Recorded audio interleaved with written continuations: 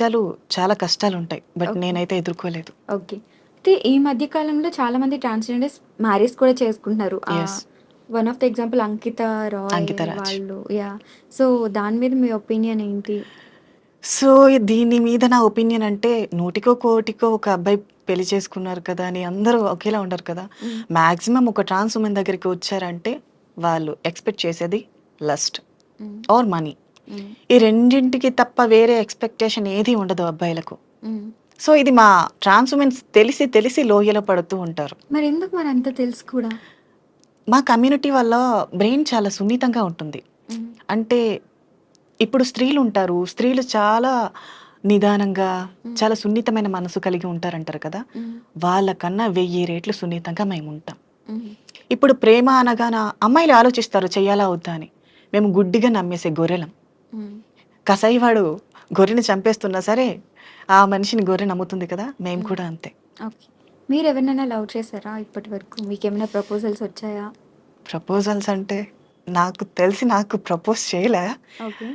ఇంకా పాస్ట్‌లో ఒక లవ్ ఉండేది. హ్మ్. సో, ఐ థింక్ అది నేను రియలైజ్ అయ్యి 2 ఇయర్స్ అయిపోయింది కూడా. ఏమైంది?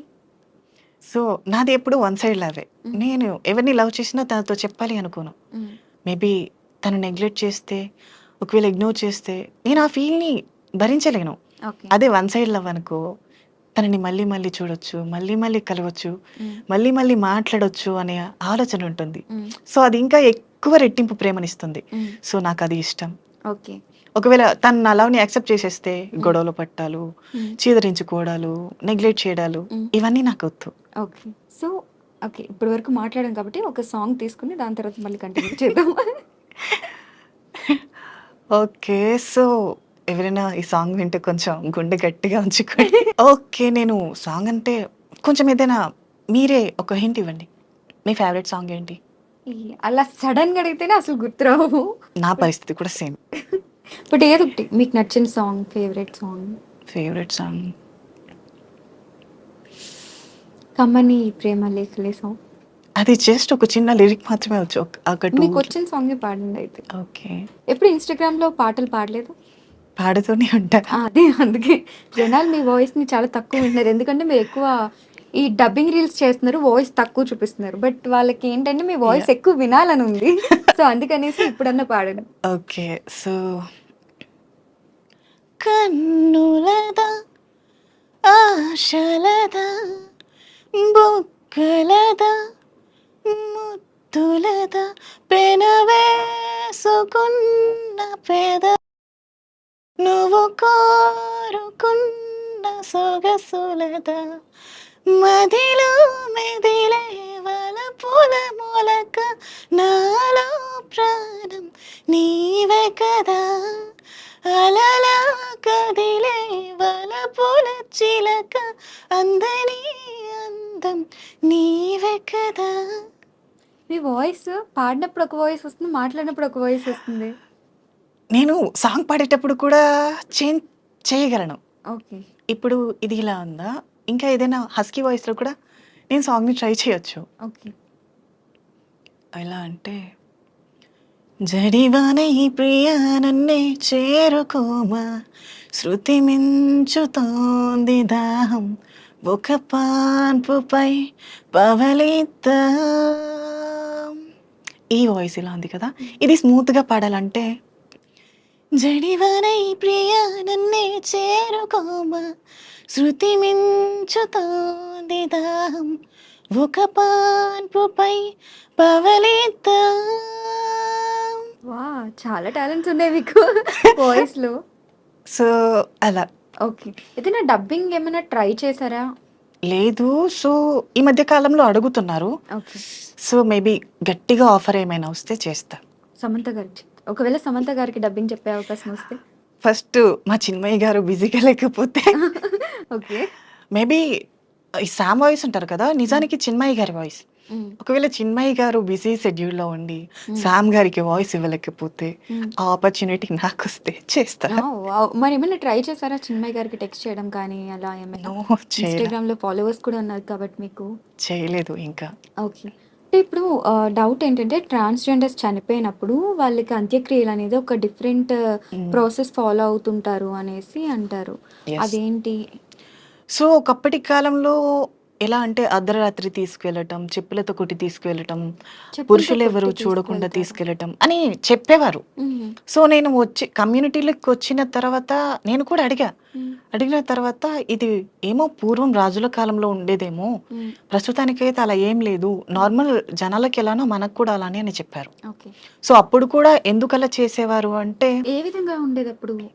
అంటే ఒక మనిషి అర్ధ ఎవరైనా అర్ధనారి చనిపోతే తనని హ్మ్. అర్ధరాత్రి తీసుకువెళ్ళటం. ఓకే. సో, స్త్రీ పురుషులు తన దేహాన్ని చూడకుండా చెప్పులతో కొట్టి తీసుకువెళ్ళటం అని చేసేవారంట. హ్మ్. సో, దానికి రీజన్ కూడా ఏంటంటే వచ్చే జన్మలో కూడా ఇదే జీవితం మాకొద్దు హ్మ్. అని ఒక ఓకే.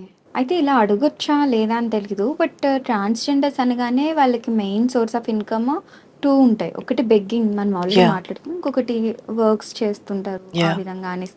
అలాగా అంటే మీరేమన్నా చేసారా? ప్రాస్టిట్యూషన్ నేను కూడా అప్పుడప్పుడు చేయడానికి వెళ్తా. ఇప్పుడు నార్మల్‌గా ఒక ఆడపిల్ల, హ్మ్. ఒక ఆడపిల్ల కుటుంబంలో ఉండి కాలేజ్‌కి వెళ్ళినా, జాబ్ చేయడానికి వెళ్ళినా, చుట్టూ ఉండే జనాలు తను జాబ్ చేస్తున్నా సరే ఎక్కడికి వెళ్తుందో, ఎవరితో తిరుగుతుందో హ్మ్. అనే హ్మ్. సొసైటీ ఇది. హ్మ్. అలాంటిది ఒక ట్రాన్స్ వుమెన్ పతివ్రతగా ఉంది అంటే ఎవరు నమ్ముతారు? హ్మ్. నమ్మరు. హ్మ్. ఆడపిల్లల మీద నిందలేసే సమాజం మేము తిన్నగా ఉన్నామంటే ఎలా నమ్ముతారు? హ్మ్. సో, వాళ్ళ కోసం మేము బ్రతకట్లేదు. హ్మ్. ఖచ్చితంగా మా వృత్తులు మేము చేయాలి. హ్మ్. మాకంటూ ఏ ఉపాధి లేనప్పుడు హ్మ్. మా దేహమే మాకు సపోర్ట్. ఓకే. సో, అంటే ఆ టైంలో మిమ్మల్ని చాలా దారుణంగా ట్రీట్ చేస్తారనేసి కూడా కొంతమంది చాలా ఉంటారు వింటుంటాం. డ్రింక్ చేసి వచ్చి హ్మ్. విసిగించడం, కొంతమంది కొట్టి వెళ్తారు, హ్మ్. కొంతమంది నానా మాటలంటారు.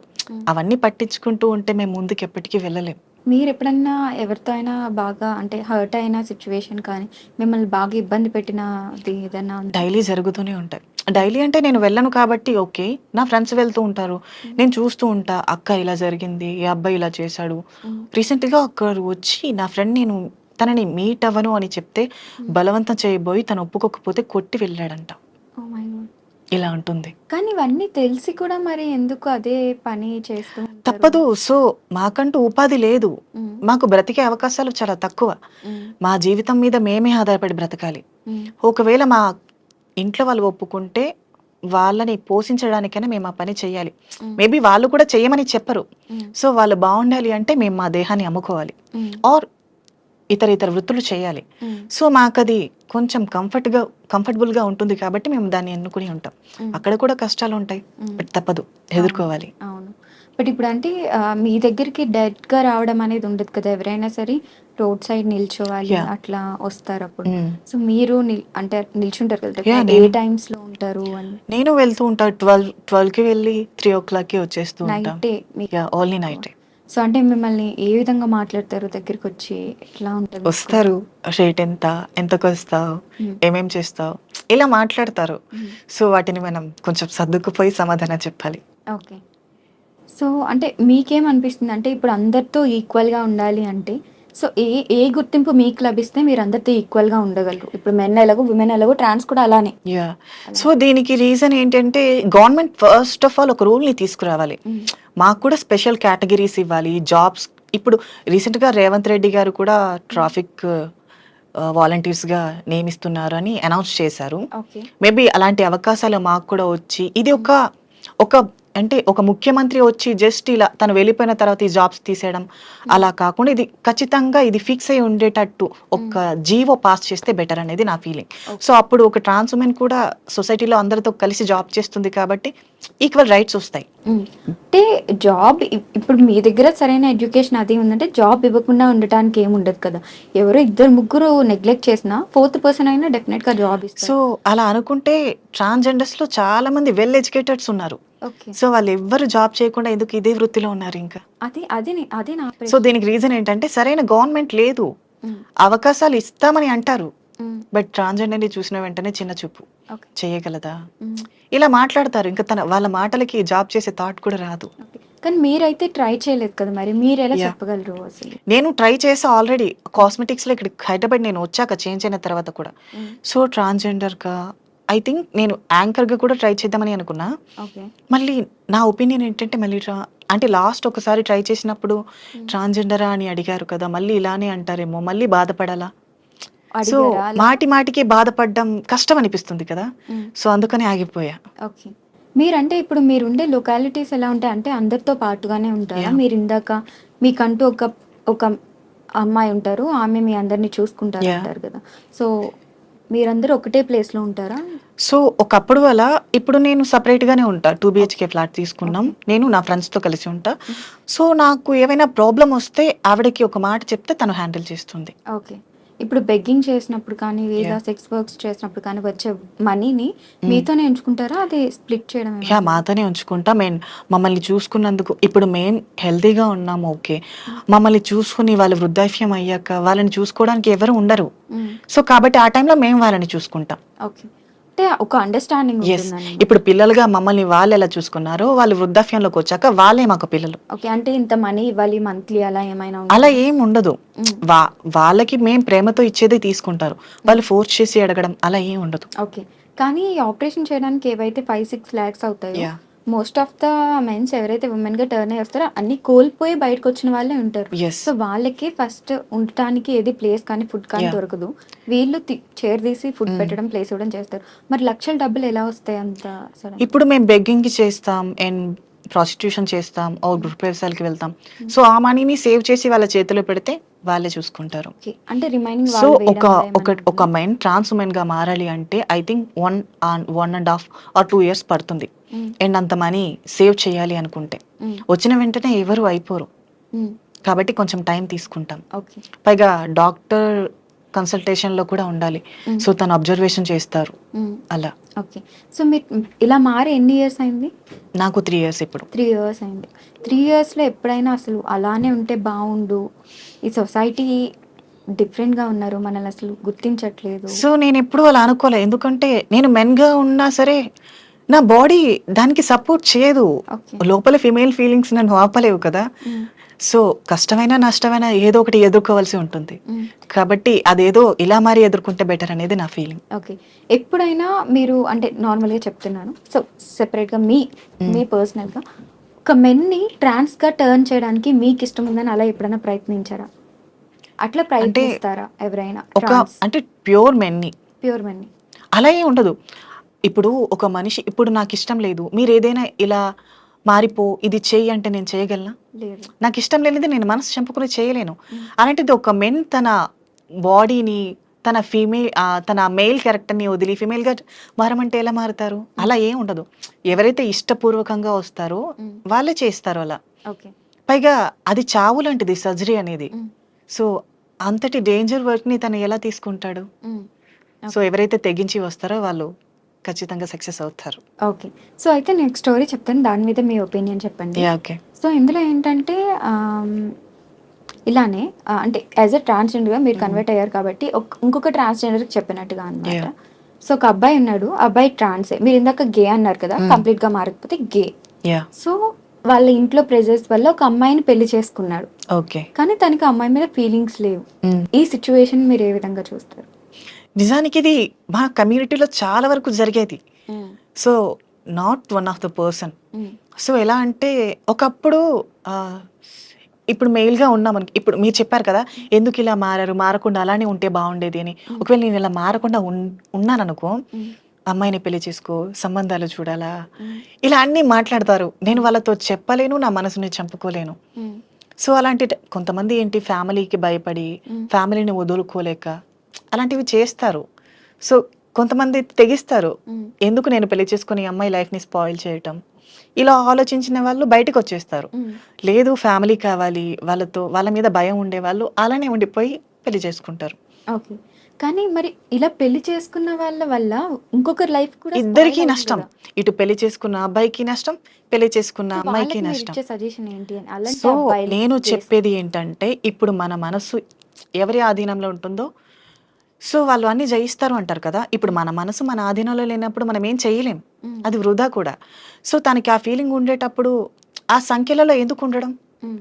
ఇది ఫ్రీడమ్ కంట్రీ. ఫ్రీడమ్ కావాలి. హ్మ్. సో, ఒకవేళ నీకు ఆప్షన్ ఉంటే ఇంట్లో వాళ్ళకి చెప్పి ఒప్పించు. హ్మ్. లేదనుకుంటే ఇంట్లో నుంచి బయటికి రా. హ్మ్. అంతేకాని ఇంకొక ఆడపిల్లని ఎందుకు నాశనం చేయాలి? హ్మ్. ఇదైతే కరెక్ట్. నాకు తెలిసి తప్పే ఖచ్చితంగా. యాహ్! యాహ్! సో, అయితే రీసెంట్‌గా తెలిసింది మీకంటూ అంటే ఇప్పుడు జనరల్‌గా అమ్మాయిలు, అబ్బాయిలకి డేటింగ్ యాప్స్ ఏ విధంగా అయితే యాహ్! ఉంటాయో హ్మ్, టిండర్, బంబుల్ అలాగా. సో, అలాగా యాహ్! మీకు ఒక సెపరేట్ యాప్ ఉంటుంది డేటింగ్‌కి నేను అనేసి. యూజ్ చేస్తా టిండర్‌ని, బంబుల్‌ని. లేదు మీకంటూ గ్రిండర్ ఉంటుంది, గ్రిండర్. ఎర్బ్‌ల్యూడ్ ఇలా. యాహ్! నేనెప్పుడు యూజ్ చేయలా. ఓకే. But I know. అంటే యాహ్! ఏంటి ఆ యాప్? నార్మల్ గే డేటింగ్ యాప్సే ఉంటాయి. ఓకే. అందులో అందరూ యాహ్! గేస్ ఉంటారా? ట్రాన్స్ ఉమెన్స్ ఉంటారు, ట్రాన్స్ మెన్స్ ఉంటారు, గేస్ ఉంటారు. హ్మ్. ఇంకా అలా. కానీ ఇప్పుడు చాలా మంది బయటకి చెప్పుకోరు కదా! ఇప్పుడు గేస్ అయితే అంటే అవును. సేమ్. మరి ప్రొఫైల్‌లో ఫోటో పెడితే వాళ్ళకి తెలిసిపోద్ది కదా! ఆ యాప్ ఎవరు ఎ యూజ్ చేస్ ఎందుకంటే డేటింగ్ యాప్‌లో కూడా కేవలం మా వాళ్ళే ఉంటారు. Gays okay. ఉంటారు, అవును. Trans men or trans boys అంటే ఇప్పుడు బాటమ్ ఆర్ టాప్స్ టైప్స్ ఉంటారు. హ్మ్. టాప్ అంటే నార్మల్ మెయిల్ క్యారెక్టర్‌లో ఉన్నట్టు. హ్మ్. బాటమ్ అంటే ఫీమేల్ క్యారెక్టర్‌లో ఉన్నట్టు. ఓకే. సో, అలా. అయ్యో! నాకు అర్థం కాలేదు గానీ ఏదో చెప్పారు. ఓకే. I can explain. ఇప్పుడు టాప్ మెన్ హ్మ్. టాప్ అంటే తను గేస్‌ని ఇష్టపడతారు అబ్బాయి. ఓకే. గేస్‌ని ఇష్టపడతారు. హ్మ్. తిను బాటమ్ అంటే గే. హ్మ్. తను నెక్స్ట్ అబ్బాయిని ఇష్టపడతారు. ఓకే. తినిక్కడ ఫీమేల్ క్యారెక్టర్, తనక్కడ మెయిల్ క్యారెక్టర్. ఓకే. ఓహ్! అలా. చాలా ఉన్నాయన్నమాట అంటే ఇందులో. ఇప్పుడు ఎగ్జాంపుల్ నేను గే. హ్మ్. ఒకవేళ మీరు కూడా మెన్‌గా ఉంటే మీరు కూడా గే అనుకో. హ్మ్. మీరు గే టాప్. నేను హ్మ్. గే బాటమ్. అంటే నేను ఫీమేల్ వెర్షన్, మీరు మెయిల్ వెర్షన్. ఓకే. అలా. ఓకే. అలానా? బట్ హ్మ్. అవి ఎలా డిసైడ్ అవుతది? ఎక్స్‌ప్రెషన్స్ మనం చెప్పుకోవాలి.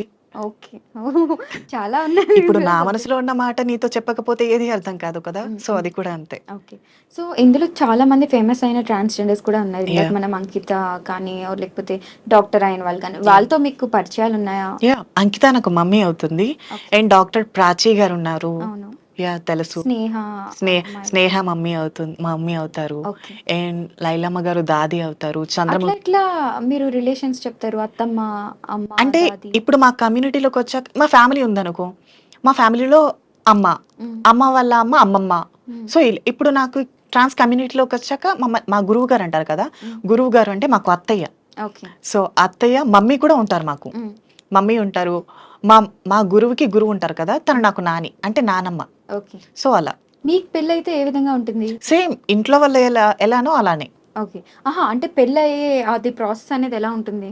అంటే ఇప్పుడు గే పెళ్లి చేసుకుంటే ఇఫ్ ఇన్ సేమ్ కేస్ అంతే. ఇంట్లో ట్రాన్స్. ఇప్పుడు ఒక అమ్మాయికి ఎలా పెళ్లి చేసి పంపిస్తారో మాకు కూడా అంతే. మమ్మీ ఉంటారు, హ్మ్. అత్తయ్య ఉంటారు, హ్మ్. నాని వాళ్ళు ఇలా కుటుంబం అంతా ఉన్నట్టే ఉంటుంది. ఓకే. నిజానికి మన ఓన్ ఫ్యామిలీ కన్నా ఈ కమ్యూనిటీలో ఫ్యామిలీ చాలా పెద్దది. హ్మ్. అండ్ ఈ కమ్యూనిటీలో ఒకటి నచ్చేది ఏంటంటే ముక్కు, యూనిటీ ముఖం. ఎక్కువ కదా యాక్చువల్లీ మీకు? యాహ్! ఎందుకంటే ఒక మనిషి ముక్కు, ముఖం తెలియకపోయినా హ్మ్. ఇంట్లో వాళ్ళు ఈ కాలంలో కష్టం వస్తే నాది కాదు అని వదిలేస్తారు. హ్మ్. బట్ మా కమ్యూనిటీలో ఎలా అంటే ఒక పర్సన్‌కి కష్టం వస్తే తను నాకు తెలిసినా తెలియకపోయినా తను హ్మ్. ఎవరైనా కానీ హ్మ్. నేనున్నాను అన్న భరోసా ఇస్తారు.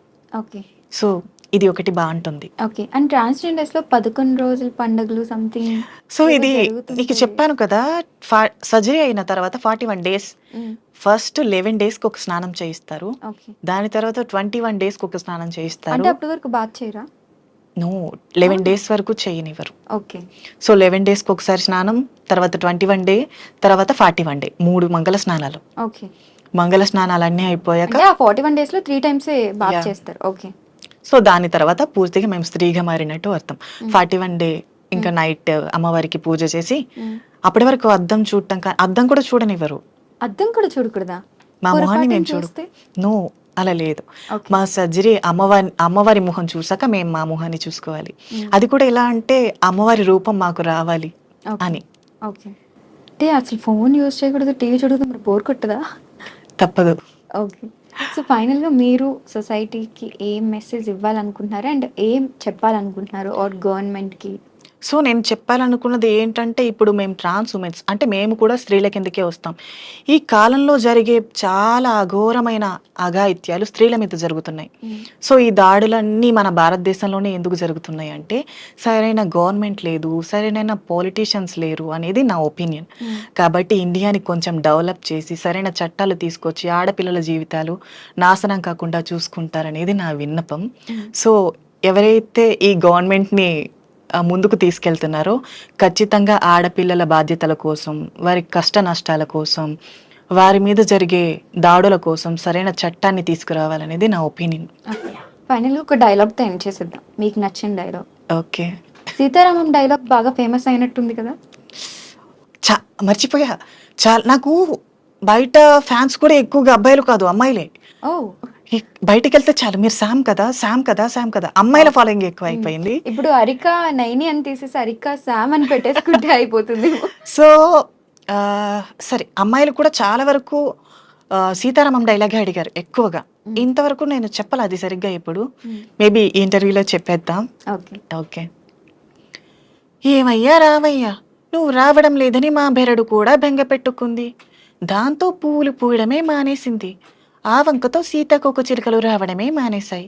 ఈసారి నువ్వు కాశ్మీర్ నుండి వచ్చేటప్పుడు నా కోసం వాటిని తీసుకొస్తావా? అండ్ ఇంకొకటి, 4 మాటలు పోగేసి ఉత్తరం రాస్తే కాశ్మీర్ని మంచు కొదిలేసి వస్తారా? వావ్! ఇదైతే సేమ్ అందులో విన్నట్టుగానే ఉంది. Maybe. Thank you so much for your time. And Thank మీరు you. ఇంకా లైఫ్లో ఎదగాలని కోరుకుంటున్నాం. మీకంటూ స్పెషల్ మీరు ఏదైతే కోరుకుంటున్నారో ఆ చట్టాలన్నీ రావాలని మనస్ఫూర్తిగా కోరుకుంటున్నాను. Thank you so much. Thank you.